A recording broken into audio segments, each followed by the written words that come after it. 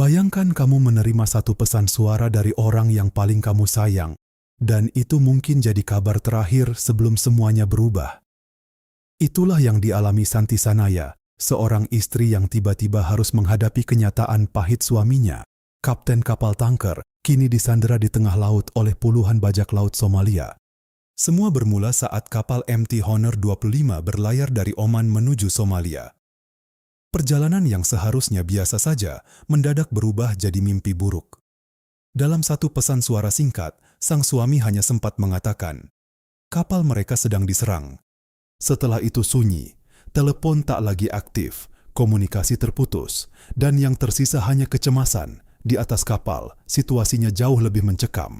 Sekitar 15 orang bersenjata naik secara tiba-tiba. Semua awak dikumpulkan, ponsel disita, tak ada jalan keluar. Di antara ketegangan itu, Ashari sang kapten mencoba satu hal sederhana untuk bertahan hidup. Ia menyapa para perompak dengan, "Assalamualaikum, jangan tembak saya. Saya Muslim." Dan entah karena apa keyakinan yang sama, atau sekadar kebetulan itu menjadi momen yang mungkin menyelamatkan nyawanya. Hari-hari berlalu, kini sudah sepekan. Santi masih terus menunggu kabar.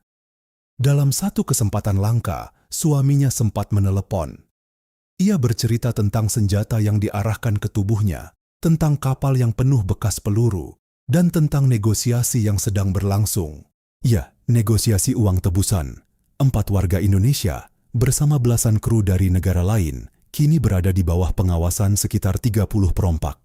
Mereka dibawa mendekati markas di pesisir Somalia. Dijaga, diawasi, menunggu keputusan yang belum pasti. Sementara itu, Kementerian Luar Negeri Republik Indonesia menyatakan terus melakukan koordinasi. Berbagai jalur ditempuh dari diplomasi antar negara hingga pendekatan non-formal. Bahkan muncul usulan pendekatan yang tidak biasa, diplomasi berbasis keagamaan. Karena di tengah konflik dan senjata, kadang satu kesamaan iman bisa membuka jalan yang tak terduga. Tapi cerita ini tidak berdiri sendiri. Kemunculan kembali bajak laut Somalia disebut-sebut bukan kebetulan. Saat dunia sibuk dengan konflik global dari Timur Tengah hingga Eropa, pengawasan laut mulai melemah. Celah itu dimanfaatkan. Dan disitulah tragedi ini terjadi. Klimaksnya ada di sini.